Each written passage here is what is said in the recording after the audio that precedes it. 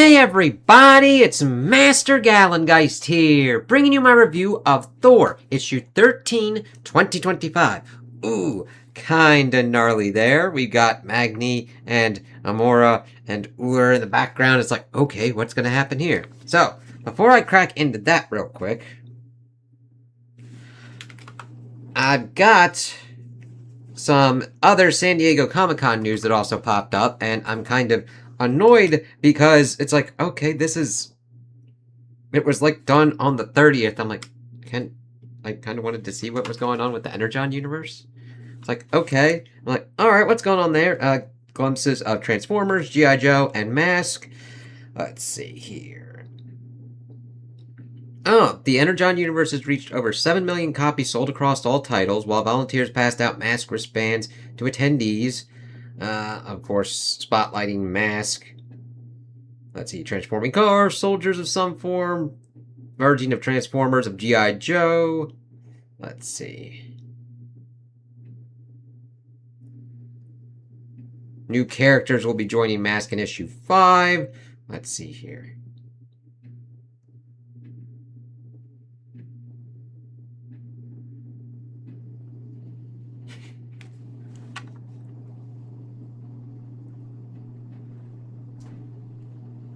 And that Mask is predominantly civilians that have been enlisted into a war against other interplanetary forces, and you had a father who was doing this to really protect his son. They're seeing that kind of stuff going on there. T-Bob looking like an egg. That's some pretty cool art there. T-Bob Max. Talking about blind bag kind of stuff. Let's see. Discussing the upcoming story arc in Void Rivals, where Ron will make a full debut as an Energon character. In issue 33, G.I. Joe villain Predacron also make his debut in issue 34 and 37. Frank Mazzoli will join the team. So it's like, ooh, cool stuff there. So then we get to like G.I. Joe series kind of news. There's a major twist involving the character of Zartan, much to the chagrin of the audience.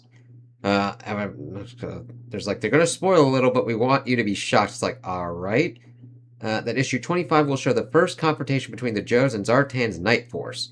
Williamson added that from the beginning he wanted the series not to be solely focused on G.I. Joe versus Cobra, but he wanted to change up the conflicts. Considering that he wanted to add a new character who was totally committed to Cobra Commander, joking, I gave Tom Riley a call and I was like, what if we gave Cobra Commander a girlfriend? This new character, Major Medusa, will debut in G.I. Joe issue 25. Huh. That is some pretty cool character design. I'm like, what the fuck is up with this kind of person? It's like, okay, good code name, good character design and stuff. So then we move to Transformers with Kirkman jokingly announcing Wheeljack is Snake Eyes. Singling asked Kirkman what has changed about his changes to the Transformers mythos. RC becoming RC Magnus, Alita 1 becoming Alita Prime, Optimus Prime has dropped the Prime, and Megatron is, with Kirkman adding, Apollo rocks. What are we doing in this comic book? Talked about the nature of comics books writing transitions, but traditionally in comic books the goal was to try and do as seamless a transition as possible. And then in the modern era, everybody wants to have their own issue one, and everybody wants to put their own stamp on things. And so I wanted to try and honor everything that Daniel Warren Johnson did and continue moving things forward. Issue 36 will also have former Decepticon Thundercracker switching sides to join the Autobot combiner Superion. So we see that kind of going on. It's like, okay, some pretty cool stuff there. Ooh, a little bit more on that kind of front. Ooh, very nice covers. And then they had QAs and everything. If fans can expect a solo series, solo titles similar to Destro and Duke miniseries, Kirkman replied that there are no future plans and that they keep the Energon line to only 4 titles. Interesting. Cool to understand that going on. Whereas the Bumblebee love, to which Kirkman replied, not here. The panelists were then asked about which characters live or die, to which Mikowitz replied, it has to really matter. So I did like that I got a little bit information on what they're kind of doing. It was really kind of weird that I had to wait until like so far out after it, because I'm like, okay, definitely some interesting stuff going on with the Transformers. Definitely interesting of having like this Medusa character pop up, and that there's other kind of forces that the Joes are going to have to deal with all that kind of stuff going on. So it's like, okay, I've really liked what they've had with the Transformers one, so I'm like, I kind of wanted to keep up on that. So Let us get to Thor. Orlando, forever and a day. Rosalind, say a day without the ever. As you like it, William Shakespeare. Okay. In Asgard, time had also passed. First the funeral, an empty coffin, Blackjack's small coffin, and a small longboat. Hands clapped on Magni's shoulder, gruff words in his ear. "'Tis the way of mortals. The rabbit's flame burned brief but bright. He waits in Valhalla. More empty comforts. What mortal ever found their way to the eternal reward? None that Magni knew of.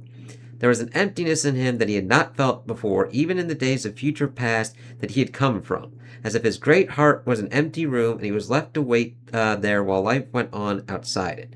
When his mother spoke to him, he barely listened. The all-power was his, for what little good it did. So why not the All-Father's role? Why not anything? So, secondly, the coronation. A new throne room built for a new throne. A great hall as empty as his heart. As we see everybody kind of like getting onto that. It's like, okay. And I really like the little bits at the end and seeing Magni's kind of new outfit and crown and all that. Even when filled with the comforts of friendship. Congratulations, my liege. Let the warriors four be ever at the All-Father's service. Thank you, Fandral. Don't bow. Has Uncle Balder returned? Now is a time when I would hear his wise counsel. He still voyages in hell, my liege, but that is not unusual for him. His great love Carnilla resides there as co-ruler. He has been known to stay many months in her arms, though I do hear that Hela's marriage to Carnilla is not merely a political union. Whether that is less reason for him to stay or more is a matter for looser tongues than mine. Hildegard, it's like, yeah, but we've also got the Queen in Black kind of shit going on, so it's like, okie dokie. How can you gossip like that on an empty stomach? Follow me, friends. We must feast forthwith, lest the Lion of Asgard waste away to bone and skin. I'll be right there, Volstagg. They're trying to cheer you up, you know. I know, the grief hugging, this ache inside. Tell me, does it ever fade? If it did, it would not be grief, All-Father. It would be an easier thing. You will think it gone, and then it will come upon you in the dead of night, or on a perfect day, or just at the moment of waking, and you will feel its knife in your heart as keen as ever. But eventually, after many days and many nights and many tears, it will come to you as a friend. A cold world would it be if we never grieved, my king. Come and eat. Aye, in a moment, Hogan, in a moment. Behold the spectre not at the feast, my sour-faced son. And I kind of like how we see the dark there, kind of framing everything on the paneling as we then get to Amora. Asgard's bleak ruler, brooding on his throne when a feast to rival Valhalla is toasted in the great banquet hall with golden mead. What keeps you? You're not still in mourning for a rabbit, are you? Grief does not fade, I'm told. Was it you, mother? Oh, Magni, how many times must I deny it? As many times as it takes to make your own child believe in your innocence. If your hands are clean, perhaps your magic could spy out the true culprit. Murder mysteries require the deaths of people, not small game, and I've already given you my alibi. Uncle Uller, god of doom and death, not the most reputable witness. Clap me in irons then, boy. Throw me in the dungeons of Asgard, as so many have before you. Bind me with entrails and drip venom in my eyes if you're so very sure. Of course, divvying up what was done to Blake. Aye, that is the heart of it. I must be sure. Seeing her just kind of work on it, and then Magni going zzz. A mortal was murdered in Asgard's service, one who was offered the All-Father's hospitality and the protection of the throne. If I knew for certain that an Asgardian had committed such a crime, there would be no dungeon. Then 'tis well that you do feel so uncertain, lest you murder an innocent yourself and be guilty of the same crime. After all, what force could execute the All-Father? Go.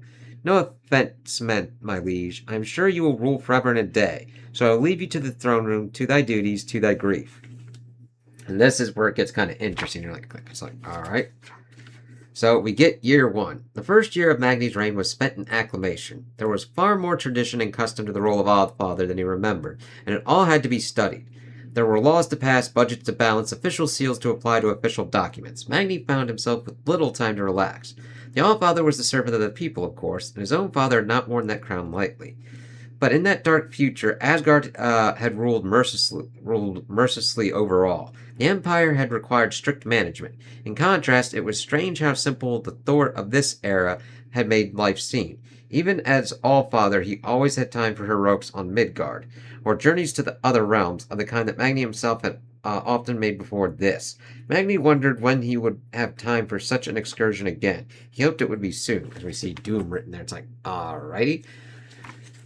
Year 10. War came to Asgard in the 10th year of Magni's reign. The Jotun king had made an alliance with Uluk of the Trolls. Now they surrounded Asgard on all sides. Something in that troubled Magni. Had he not solved these problems already? He remembered shaking Uluk's hand. He remembered helping Arin of the Hearthfire take the Jotun throne. Where was the wise counsel of his old friend Tajarva, the Ice Witch in such times? He should be out there, he knew. If nothing else, the Allfather's place was in the midst of the battle. He had written many letters to his generals, sealed with the royal seal, arguing that. But they insisted by memo that he remain safe on the throne, a toy king playing with toy soldiers.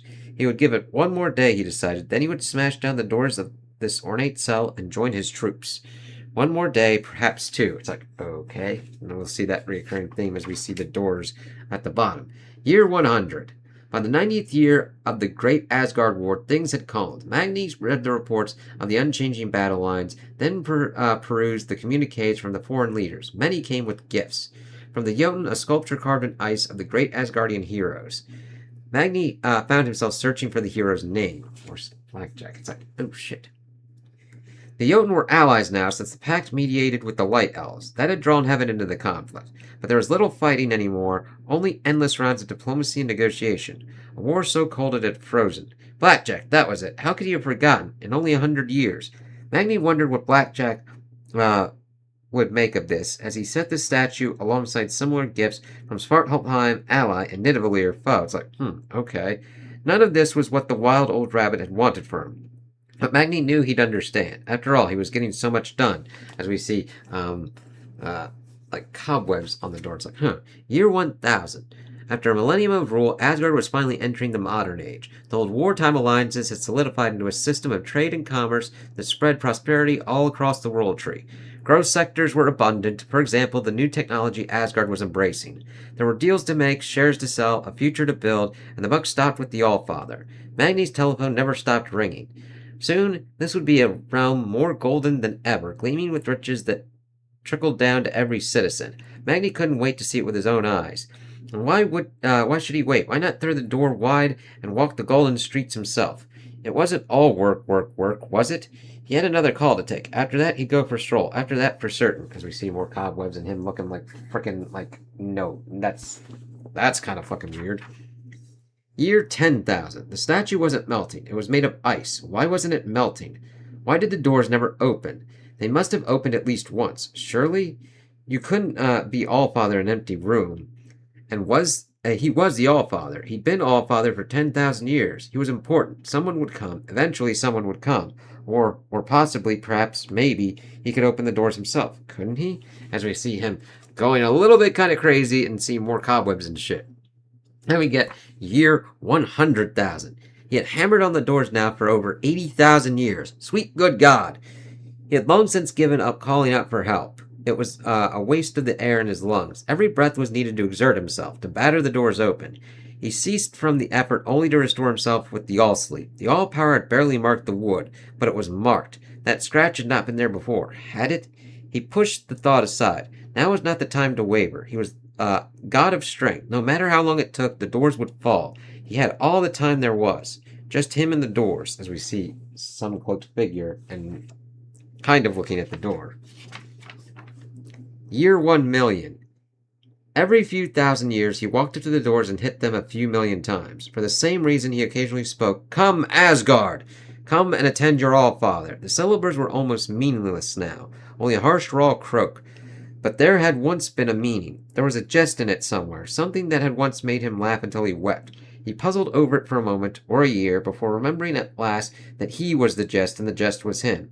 He was Allfather of Asgard, and Asgard was a realm of one, the size of a room. He had all the power there was, and yet he was utterly alone.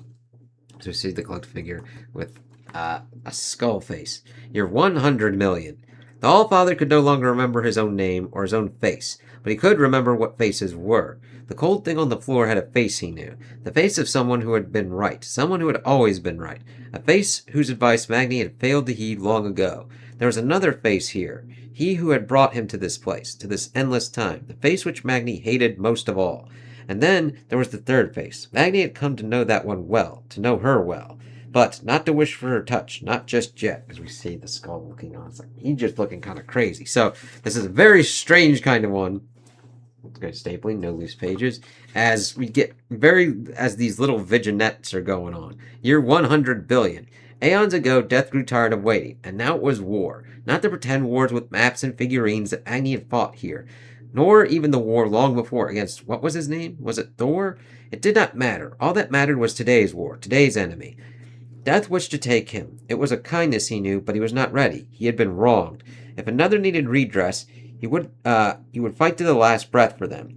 He could do no less for himself. The war went on as we see them battling and fighting. It's like, holy shit. Year forever. The old god sat in his room. There had been ice here once, and it had melted away. There had been a statue behind the throne, but the movement of air had eroded it long ago. There was still a place to sit, just about, and on it Magni sat, Magni waited. He was very calm. He had all the time there was. Death waited with him. Their war had not ended, but she could not take him, and he could not escape her. So she would stay with him, and when it was time, it would be time. That gave him peace. He had ceased to expect justice. He knew he had no more right to that than the smallest scuttling creature in the universe. But he had no less right either, so he would fight. He would fight as long as he could, no matter what. He would never yield. It's like, okay, this is fucked up and freaky. What the fuck's going on? Year forever and a day, and he never did. And it's like, shit. And then we see the doors finally open. It's like, shit. Goodness, I wasn't expecting it to work quite that well. You promised your child would rule forever and a day, Amora. I promised I could keep thy word, as only the god of doom could or would. What force could execute an All-Father? Time has ended every reign thus far. Not much time to kill an immortal. All of it. As she pats the head and then blasts it away. It's like, you fucking asshole. A shame he had no heir. The throne must pass to family, along with the power aged like finest wine. I'm sure you desire your share, Uncle Uller. I did not aid you for all power, Amora, but there will be costs to pay. You were mother to him. In a future unwritten. If I held back for every happy ending that might have been, I'd never get anything done. And besides, it's like, oh, fuck you. I am All-Mother now, so I really can't play favorites, can I? And as the All-Mother took her throne, now, that is really kind of crazy design there. Seeing the statue and everything, you're like, ooh. The All-Father took his rest. That was quick. Welcome to Valhalla, I guess. It was quick. It's like poor Magni as he's old, but then reverts back to his youth. At the end, I wasn't sure I'd make it here. Not exactly death in bed, but close to it. Yeah, way I heard it, I was an edge case myself, but Odin ain't here to be a stickler, and technically, we both died in a war. A war barely begun, I fear. And I swore never to yield, so I mislike taking a horn of mead in my hand instead of a sword. You and me both, pal. I know I ain't above a little petty revenge on occasion. I call it righteous vengeance, one that will taste better than even the Hajar's feast. Aside from that, we are in full agreement. Valhalla just doesn't suit a pair of troublemakers like us, my friend, any more than a throne. So as you would put it, it's like, fuck Amora for doing this. Let's blow this popsicle stand. As of course, him and Blackjack are in Valhalla. It's like, alright, let's see them get out of this. An endless tale of Asgard. Of course, post-mortem. And then look at the Mortal Thor, issue 800. An Asgardian milestone. The serpent has trapped Sigurd Jarlson in the worst of all possible worlds for his greatest trial. Now, without even a weapon in his hand, he must prove himself worthy to enter the realm of the gods. Somewhere in the city, a man without even a hammer begins the ultimate quest, the quest for Thor. So, I really did not like Amora in this, of just pretty much taking a son from an alternate universe, making him All-Father, and then killing his ass to get the All-Power. We have to see what her objectives are and what she's trying to do and accomplish, because I really am waiting for it to bite her ass big fucking time for it. And it was really kind of strange. I could understand how people would be like, this is a boring fucking issue. I get it, because it doesn't go through a lot. It's going through Magni's descent as Amora pretty much traps him in a box and waits him out until he dies. That's fucked up. And it doesn't provide a lot. We get certain spurts of him fighting death and like bashing on the wall, but that's about it. And we'll have to see what Uller's play is in this as well, and how like Magni and Blackjack reunited potentially could like get out of Valhalla or whatnot. I mean, Odin's still in play, but there's a lot of different kind of shit kind of going on with that. So I am interested to see where these will link up with Sigurd Jarlson's story. So those are my opinions on the issue. Tell me what you guys think in the comments below. If you liked it, if you didn't like it, if you agree with me, if you disagree with me. Also, like and subscribe, and I hope you have a good day.